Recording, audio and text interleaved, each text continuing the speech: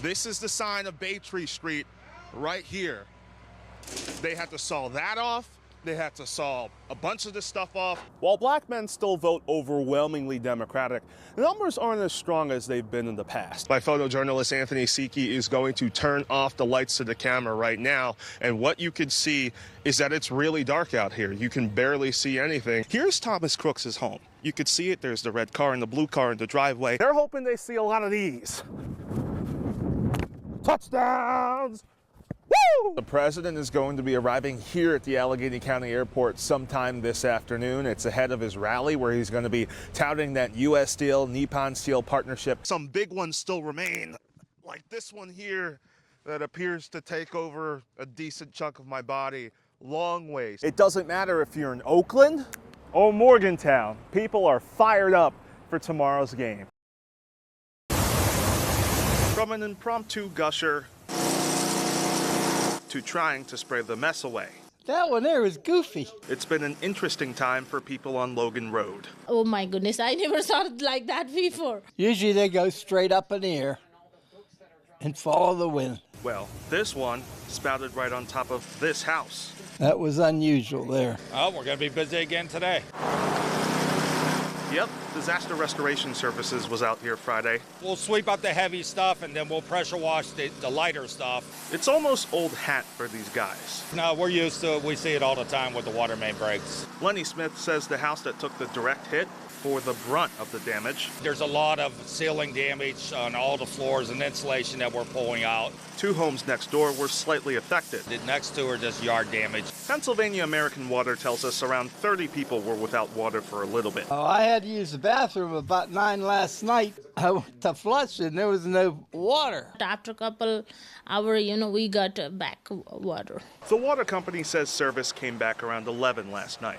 All that's left now is a mess. There's nothing they can do or we can do about it. We're just here to help them. But even with that, there are at least some positives. Are you glad it's all over? Oh yeah, yep. Now I can get a shower. Things to be grateful for after that spontaneous rush of water left a lot of disorder. It's the moment neighbors here were waiting for. We were just making breakfast and all of a sudden we heard it start. But the outcome wasn't what they had hoped for. They tried it and not all of it came down. Then we seen the building was still standing, so. Only 70% of the former Cheswick Power Plant boiler house went down today. We were hoping this was the last time we were going to have a major shutdown of the roads. Unfortunately, some of the cables didn't hold up like we had hoped. Low rolling clouds of dust and debris revealed the fighting 30%. Now the focus shifts to getting the rest of those 13 stories down. We're going to spend the next week cleaning out some of the debris so that we have a good landing zone to bring down the last 30%. Many precautions went into today's attempt. There were no parking signs put up. Roads like Pittsburgh Street were closed for hours Sunday. We do apologize for the disruption of the community.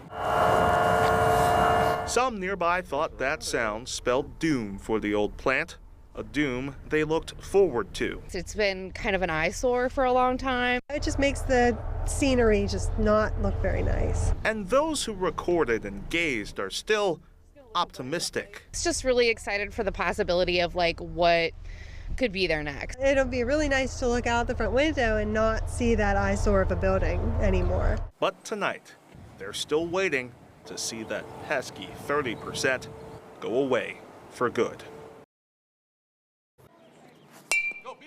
It's the soundtrack of summer. But it appears someone tried to stop the beat. It's infuriating. It's terrible. I can't believe somebody would do that. The main field at 885 Park was in pristine shape for a tournament this weekend. Spent all evening Friday working on this field. But right before 3:30 Saturday morning, security snapshots show some people and an ATV attempting to sully that work. There's deep divots throughout our outfields. The people who did this didn't just tear up the ground. The kids were all upset about it. They tried to tear through this community. It was a cowardly behavior. The hard work of so many people almost ruined by the acts of one or two. Almost, because the games here went on. We committed to these kids and these other communities that we were going to put on a nice event. Everybody pulled together as a community, which is great to see. The coaches prepped the diamonds, and the parents cheered on their sons. In this community, there's been so much rain that we've had so many cancellations. It's just the kids. All they want to do is play baseball. For those kids and the coaches, it's been quite the cycle of emotions. You know, went from anger to sadness to joy.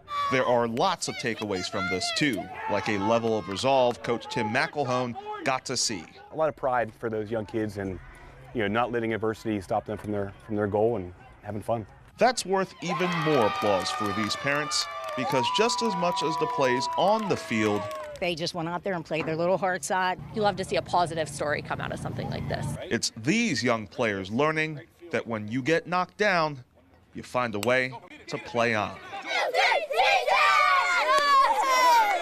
And as for all of this, Coach Tim says the players will probably have to deal with it for the rest of this season.